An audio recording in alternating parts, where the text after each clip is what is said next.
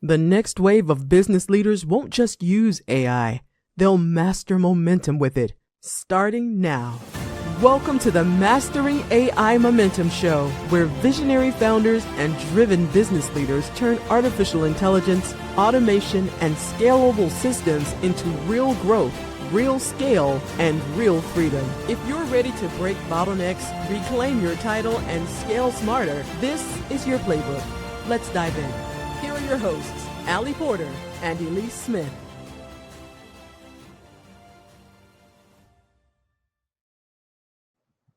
Hello, everyone. Welcome to the Mastering AI Momentum Show, where we serve 7- and 8-figure founders and business owners and help them to identify bottlenecks in their business and explore how AI can accelerate their results. I'm Elise Smith, your AI business strategist with Millionaire Momentum AI Agency, and we help founders and CEOs frustrated with client acquisition, ineffective outreach, and AI overwhelm so that they can finally attract the right fit clients for them and scale with predictability and free up time for innovation, which we're going to talk about here today.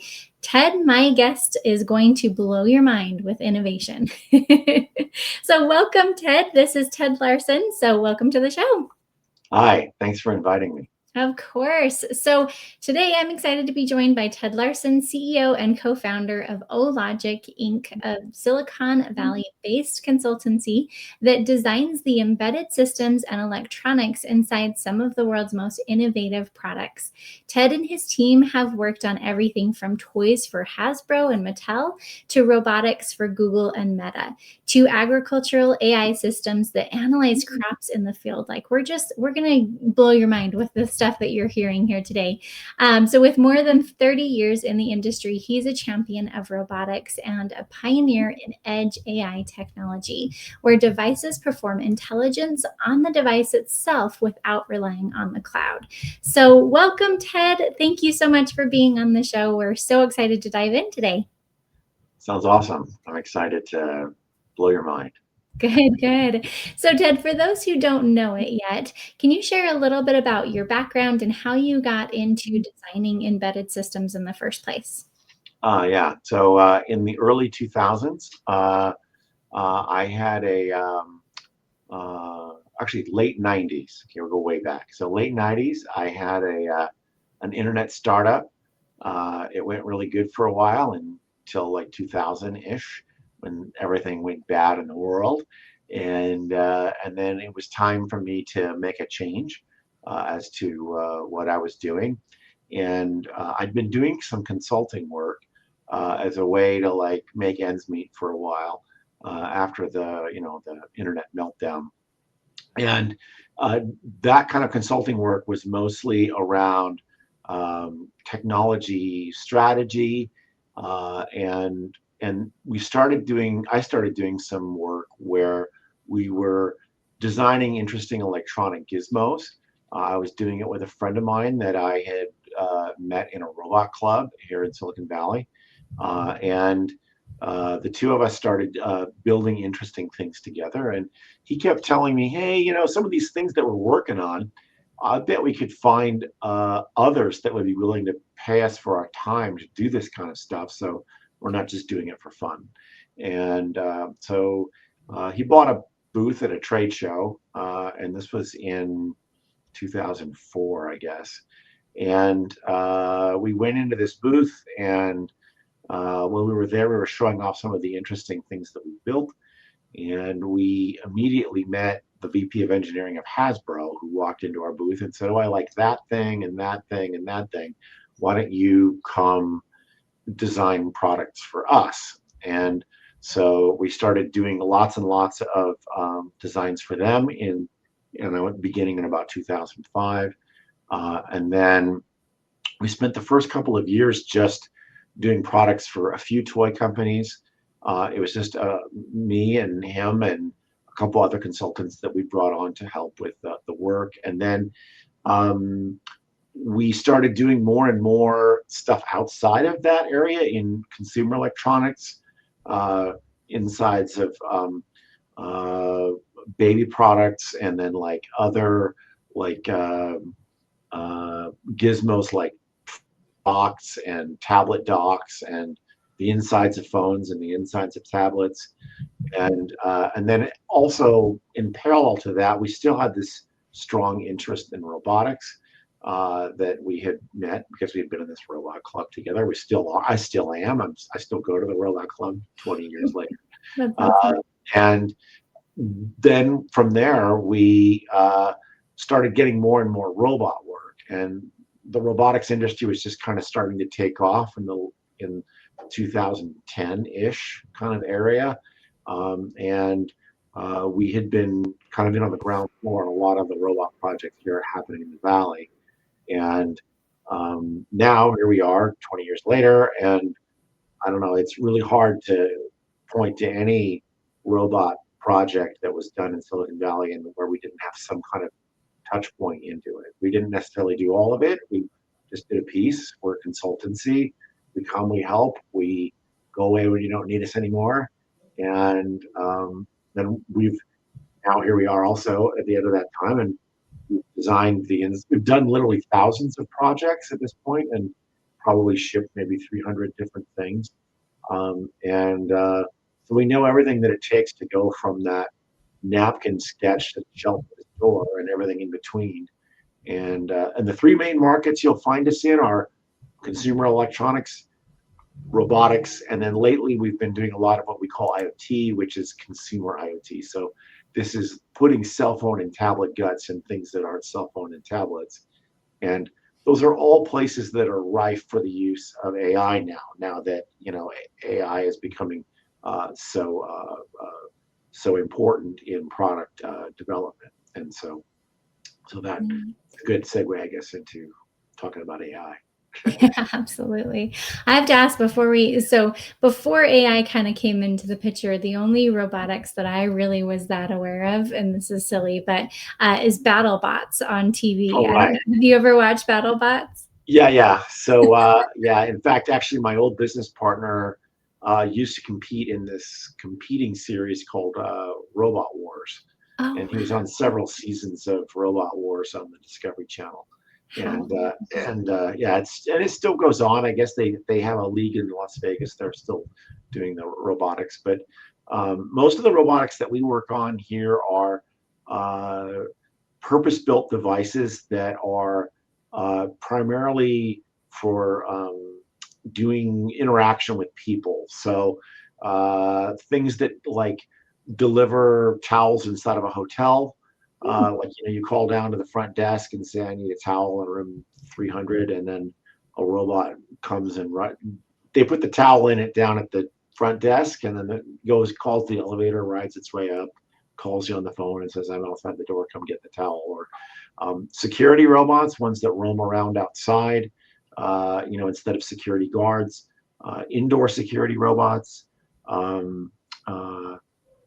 We've also recently worked on a project that was it's a robot that's designed to do floor layout on construction sites. So it has like a inkjet printer head, and it drives around and prints the floor plan on the concrete floor of the floor that they're laying out in, like, say, a multi-story building. Stuff like that. And they're mostly ones where there's a human interaction happening. We've done some warehousing robots. That's also another hot area. But we've not really done as much like that industrial kind of robot that most people are familiar with from the news, like the big robot arms they build cars with in factories and stuff like that. We don't really do much of that. Most of the stuff that we're doing are ones where there's some element, it's usually mobile of some sort, and then it has some kind of an element of interaction with humans as far as whatever it's doing. So food delivery in restaurants, for example, that's another common one. We've worked on a couple of food delivery robots, and sorry, I'm silencing my phone. And then we've worked on a few of those over the years. But again, these are things that would interact with people, and that, as a result, those are also places where AI makes a lot of sense, because these are the ways that, things like the humanoid robots that you read so much about in the news these days, AI is really the way that they're going to be able to do their jobs. Yeah. And yeah. Yeah, that is so interesting. So you came from like this robotic world and then shifted, and I'm sure you still build pieces and full robots and everything, but how has the AI space changed? I mean, you've been doing this for 20 years. How does that affect what you're doing now and the things that you can do? Right. So there, in the last 5 years, I would say, there has been a lot of interest in bringing AI into products. And the question really is like, what does that actually mean, right? Like Mhm. when I was in college in the 90s or late 80s, early 90s, we studied things called neural networks. And the concept of AI was more like expert systems and things like that. They weren't wasn't as advanced as it is now. But the neural networks of today are what all the modern AI systems are based on, and the algorithms that they use for training them and then getting a good result out of them have evolved significantly. And there was kind of a seminal moment a number of years ago where there was a paper that was published that explained a way to capture information and embody that. And it's a method where it's a kind of model they call like a diffusion model, and they use tokens to individually say these are the various bits of information that we're going to deal with. And that tokenization methodology is combined with neural nets is really what caused this kind of like chat GPT moment and these other things to finally come to fruition. Mhm. But like, I mean, OpenAI, for example, that makes chat GPT, they've been going for a while now. It didn't just happen last year. It happened, in the late 2010s, or the 2017, I think is when they got started. So like, and these are all based on research and stuff that had been happening long before that. So it's only really recently been in the public eye because of, the public facing things that they released and then allowed people to use. And then suddenly it's like, oh, wow, this is really useful. And so imagine taking those systems now and then trying to make them small enough to fit in devices that can run on the edge and don't have to run in a whole, data center. And those are the areas that I'm the most excited about when you think about like what's the next thing. My belief it is AI on the edge. It's AI in your phone where it doesn't need the internet to work. And the models are becoming better and better and better at being able to run on those devices. And the silicon vendors are getting better at building silicon-based accelerators that can be put into the latest cell phone chips and things Mm. to do powerful, interesting things. So the two sides of it, the software is getting more lean and more capable, and the hardware is getting more purpose-built, focused acceleration capabilities that make that lean stuff work better. And that's why we're seeing a lot of this acceleration now of and a lot of the vendors are building better models that'll be more suitable for the edge. So Yeah. Yeah, I was going to ask you about what a edge AI is. And so, as I understand it, it's AI that doesn't need to connect to the internet. And you correct. gave me a really good example of this when we were talking in our very first conversation of agriculture. Can you kind of explain what that was Right. when it comes to edge Yeah. AI? Yeah. So we have one customer, for example, that has a device that uh, it's on a tow behind that you tow behind a tractor, and they have a camera that looks down at the ground, and they have many of them, and they can image the crop as the tractor's driving over the field, and they can pick out from the imagery in the crop, again using AI, what is crop and what is weeds or other undesirable things that are on the ground. And so then once they've identified what is actual crop, they can shoot a millimeter sized droplet at the weed and then just apply the herbicide directly to the weed and nothing else. So imagine like, it's kind of like an inkjet printer that only prints on the weeds. And so they can apply like 99% less herbicide on a crop, which is good for everything. And then also too, while they're taking that imagery, they can take imagery of exactly how the crop is improving, and then also they can get a sense too of what their crop yield might be at the end once it's fully grown. So then they have an understanding of like just how many plants are good and how many plants aren't good. They can also get a sense too, like if the plant density, if the plants are too close together, they don't grow as well. So they can also do things where they thin the crop by killing plants off that are growing too close to another plant in order to actually make it get a better yield out of the entire field. And so they, and we're talking about, big industrial farming and operations out in the Central Valley or down in like Arizona or places like that, where, millions of acres of cropland. And how do you do that effectively? And there's no internet involved because you're out in the middle of nowhere. It's not, I guess nowadays you can strap a Starlink to your tractor and have internet access, but for the most part, it's it's an internet denied environment. So how do you do this well and in real time as the tractor's driving across the field? Never do that if you had to rely on talking to the cloud. So fascinating. I just love being able to hear what's possible with AI because the sky's the limit. I mean, really, we think about the problems and the challenges that we have, and there's a way that we can solve it with robotics or AI or marketing or something. Like there's no reason to be stuck in business. And I think that's so important for us to remember as we are, looking at our own businesses. So I want to shift gears a little bit. It's been fun to talk a little more about AI, but I want to peel back the curtain on your business, if you don't mind. So what would you say is working really well in being able to gain clients at this moment? Like, how do you find your clients? Right. So things have certainly evolved over the last 20 years as to how I find customers.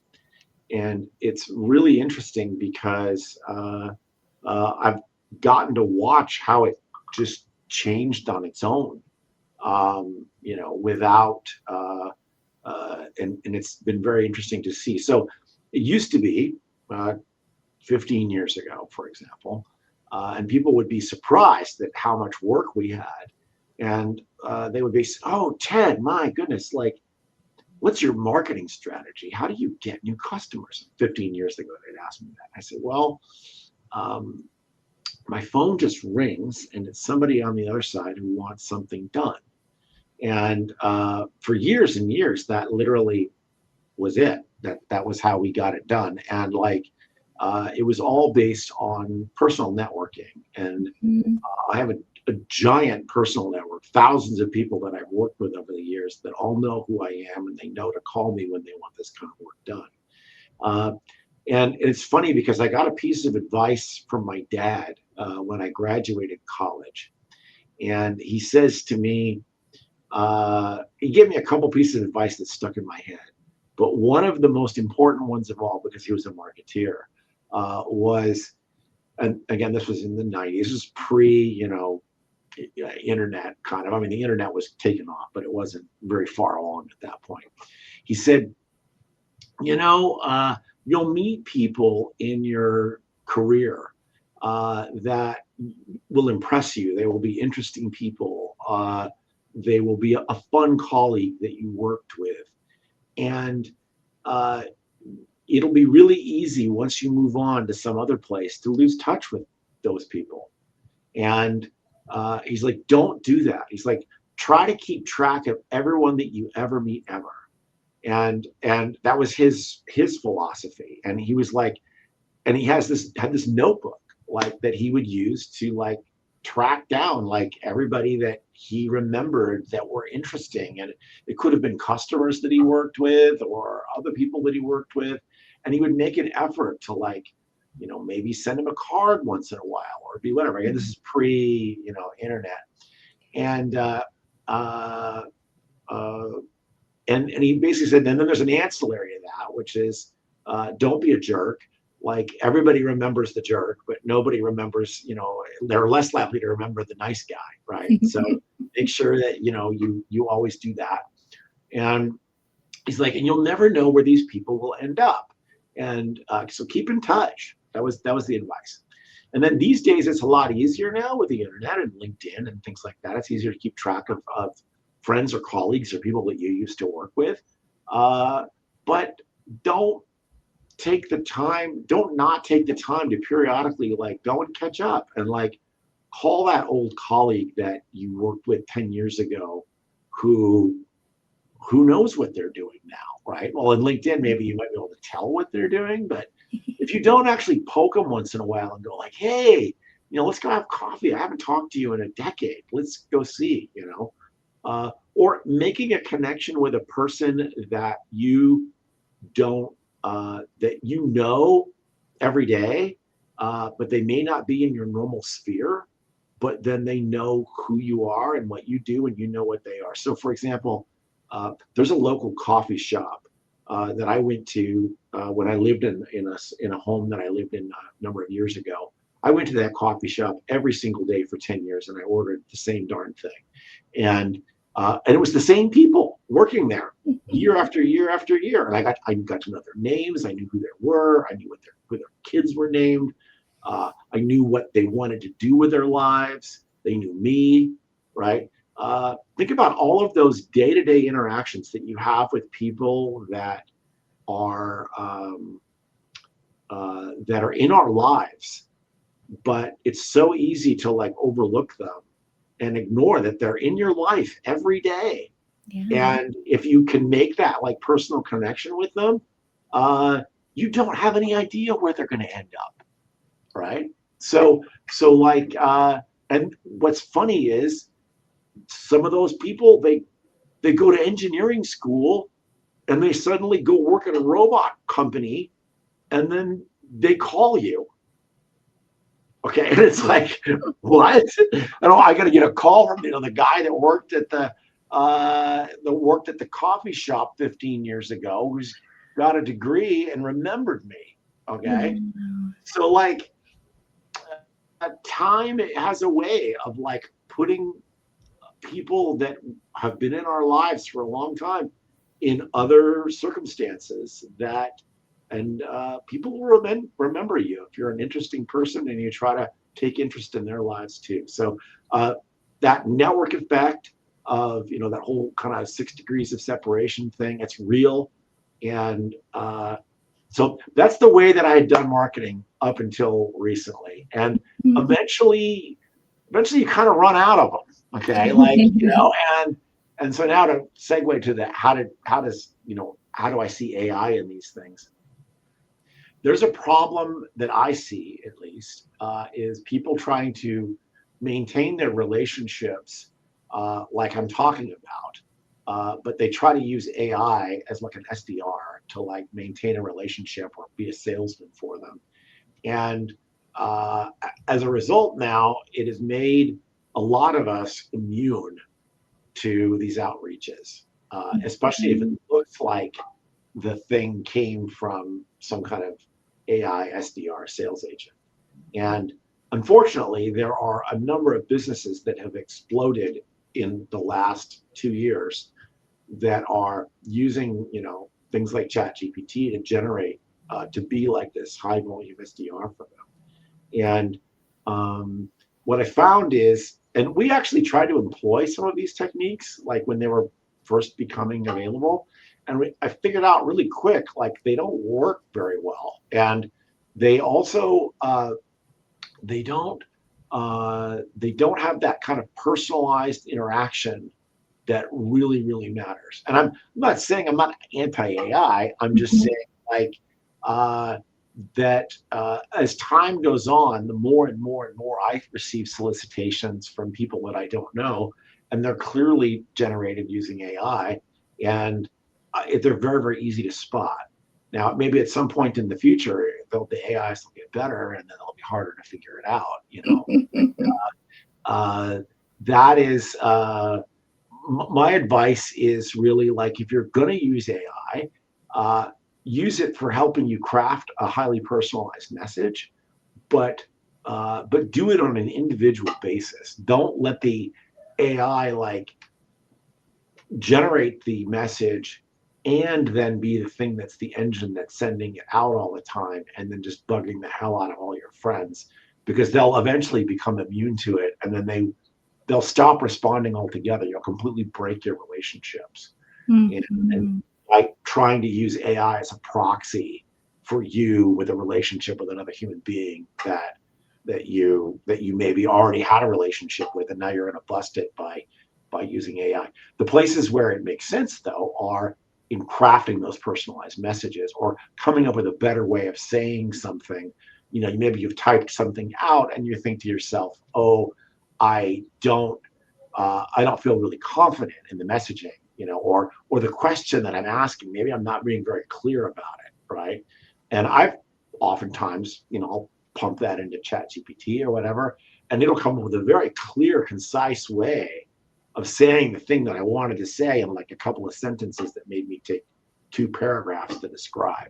And those kinds of things are the best use of it that I've seen, at least. So my advice is, if you're going to use AI, don't use it as your SDR. Use it as a way to help craft your messaging and make it concise, and where somebody who's already a friend, you want to treat them like a friend and reach out to them in a way that it still has that human interaction to it. Yeah, absolutely. No, and I appreciate your honesty there too, especially with like the different things that you've tried to see if it's something that's possible. I have to let you in on a little secret, that when I reached out to you, that was my AI agent. Oh yeah. Yeah, I knew it was actually. And Did you? I could tell that it was. And that was the reason why when you reached out, my response was highly skeptical. Right. Yeah. And you were like, no, actually, because I got police after I responded. Yep.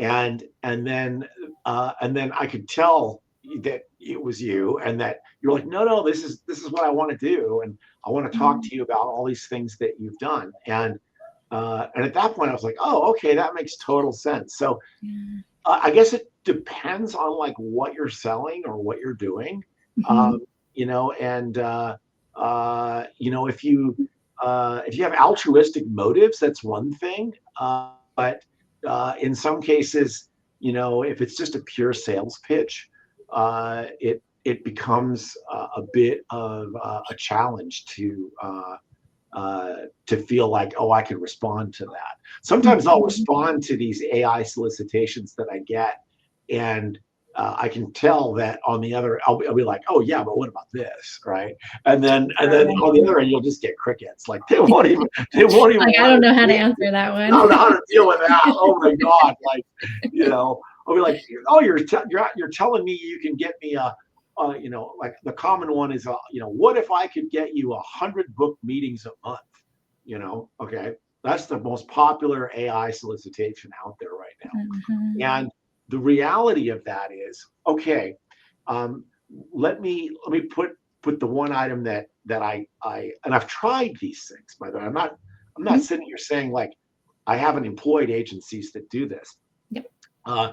For a while, I had an agency.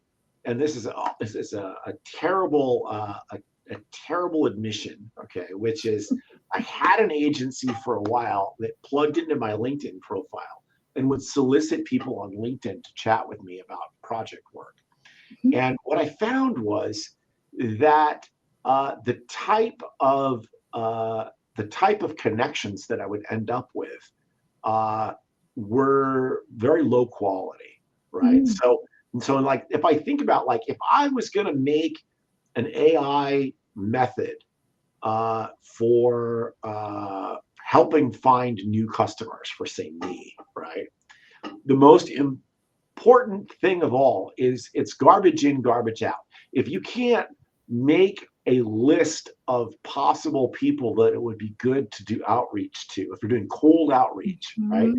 How do you know that that list has got any buying intent whatsoever if you're doing cold outreach, right? Right. And it turns out that most AI can't figure that out, right? They'll do it by scraping LinkedIn or going to data sites like ZoomInfo or some of these other ones. And the list that you start with, that you go make your solicitations to, if that list is low quality leads with where you have no understanding of what perhaps what their buying intent would be, because you've never had an interaction, it's like boiling the ocean at that point. Oh, yeah. And so you end up with really low quality responses. So I would argue, so my argument usually became one of, let's pretend that I went and plopped a soapbox down in the middle of Grand Central Station and stood on it and said, who wants to talk to me about robots? A whole lot of people would come up and want to chat with me about robots. None of them would be somebody probably that would be interested in hiring me to help them design one. And it's, again, but you've got to go through the whole process to find that out and spend the time. It is such a time sink. And the amount of time that you thought you were saving yourself by making AI be your SDR, you would make up for it in the amount of time you would waste trying to, after the fact, qualify those people and finding out, oh, actually, it was a really low quality lead in the first place. They're interesting people to meet. Okay. If you want to just meet interesting people, by all means, use AI as an SDR, right? You will make all kinds of interesting friends, but none of them will be ones that would actually engage you in actual real work. And so I was going to say, if you're going to make an AI thing, make an AI thing that finds those high quality, high intent buyers. And if you could do that, then hey, I could do the outreach on my own. I don't need an AI to do the outreach, because if they're high quality, high quality leads and they're high intent individuals, then the amount of work it takes to actually get them to respond will be very little. Because the quality and the intent's already there. And it's like trying to generate intent through sheer mass volume of sending LinkedIn invites or emails or whatever, and like trying to scrape the bottom. So, you're saying, oh, well, I sent 100,000 emails and maybe I get, a 1% response rate. Oh, that's 1,000 people that responded. Great. How many of them are actually of the 1,000? Now you got to ferret through the 1,000 and find out do any of them have buying intent. And I think that's kind of the reckoning that's happening in the AI sales space, so to speak. It's like there's a lot of agencies that are setting up and using this, but eventually the customers that use the agency are going to get wise to the fact that it needs to be very results driven, and the result can't just be booking a meeting. The result needs to be a sale. Exactly. Unless it moves to that, then it's like, ooh, maybe it doesn't work as well as I thought. So, So those are the experiences I've had, and I finally settled on a mechanism that I use today. My mechanisms that I use today are not. I don't use any AI SDR. I basically go out and I do all of the outreach with real people. And if I'm going to do that, I don't do any cold outreach. I don't do any of this boiling the ocean kind of strategy anymore. A lot of times I'll do good old fashioned, advertising, but with really good high end ads. And I'll use AI, obviously, in some of my ad generation. However, the other item that you also should never do that I've also learned, I learned this from one of the many consultants that I employed over the last few years, I got a little nugget of good stuff from a bunch of different people. But one nugget that I got was, it is very, very tempting when you're writing a blog or trying to generate content. Like this is a common method would be, build like a lead magnet article for your website where you're talking about, something that you're interested or impassioned about. Number one, don't just use AI to write your lead magnet article. You need to be putting your own stuff in there. And number two, for God's sakes, if you're going to put any art or any photos or any illustrations in them, don't use AI for that, because it's so obvious that that's AI generated art that's being used as the illustration that it's just kind of like it's cake decoration, right? It's like, okay, how many times have you ever, somebody's brought out a great looking cake, okay, and it's like, wow, that looks amazing, and then they cut into it and it's some weird ass flavor that you're like, oh, like there goes that. And so like you really want things to not just be a shiny, clickbaity, cake decorating thing. You want things that have some really good insides and some good filling, so to speak, if I'm using my cake metaphor. I love it. Making me hungry, Ted. Yeah, and like I would go and do, you can use AI for helping you with your writing and helping you with your messaging and your keywords and things like that you're putting in there. But my advice is, if I and you'll see there's some older lead magnet articles that I wrote a year ago, and you'll see there, if you go back, if you look at our website and you go find our old tips and lead magnet articles, the older ones have AI imagery in them. All the newer ones don't. And it's because that's like a new unwritten marketing rule here, which is like, if you're going to write an article, you have to use real pictures. It could be stock art even. Okay, yep. That's great, but it has to be real pictures of real people doing real things. None of this, this amalgamation of a half fox with wings flying, and like the broken arm kind of look. Right, the broken arm, the five-fingered hand, saying stop, the six-fingered hand.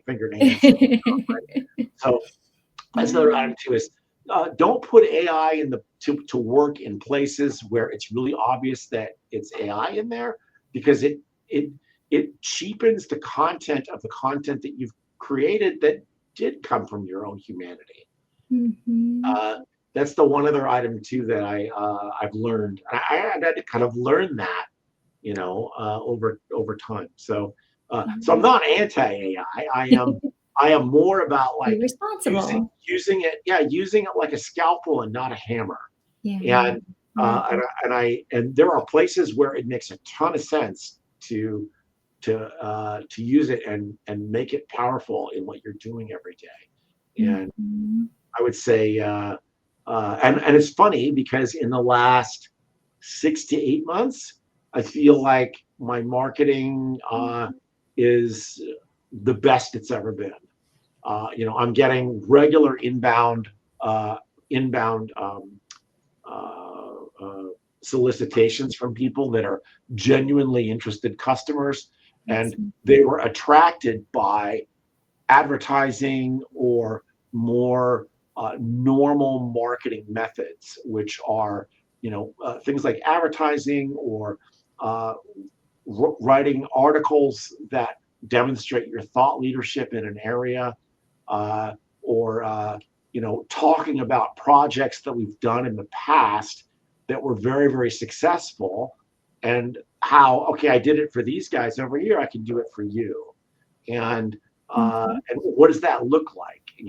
I think those are the kinds of things that to show you have a track record of success, and that all you need to do to be successful with your project is to hire me, because I have this track record and I'll be your Sherpa to climb Mount Everest wherever you happen to want to go. And that's the tip of, those are the methods I find that are working for us now. Awesome. Right. That is so cool. Thank you for giving us a behind the scenes. And I know that you have worked with like lots of AI, consultants and all of that. I will say that I feel like we have found a way to be able to make connections using AI at the very beginning. And then after that, it really is building human to human connections, right? It is, yeah. And so it's kind of that balance of being able to figure out, what can AI do and should do and what it should and shouldn't do, right? So, Right. so I think it's very, very interesting to hear your perspective. And this has just been such a fascinating conversation. I'm sure that you've really opened people's minds up to what AI can do. So before we wrap up, where can people connect with you if they want to learn more about you and Ologic? Yeah. So you can obviously go to our website at the bottom of the screen there, and you can see some of the things that we've worked on. There's it's only a small smattering of the hundreds of things that, or you can find me on LinkedIn. You can just search for my name. It's just Ted Larson, and you'll find me there. And those are all great ways to get a hold of me. And if you have an idea for a product that you're building, or you're in the middle of building some hardware-based thing, and you need help, you need a Sherpa to help you climb the Mount Everest of shipping a product, just get in contact with me and we will help you make it a reality. Yeah, that is so cool that you can transform people's dreams and visions into something that is actually here on Earth, like Yes. in that hardware state. So thank you for just being with us here today. And for everyone who's tuning in, thank you for listening to the Mastering AI Momentum Show. Our mission is to help you break through bottlenecks with smarter AI and accelerate your momentum in the process. So we will see you on the next episode. And thanks again, Ted. Thank you. You've been listening to Mastering AI Momentum. If today's episode gave you clarity or sparked a breakthrough, share it, review it, leave us a comment, and show Ali and Elise how you're turning AI into ROI. And make sure you subscribe, because the next episode could be the strategy that unlocks your next level. Until then, build smart, scale fast, and let AI multiply your momentum.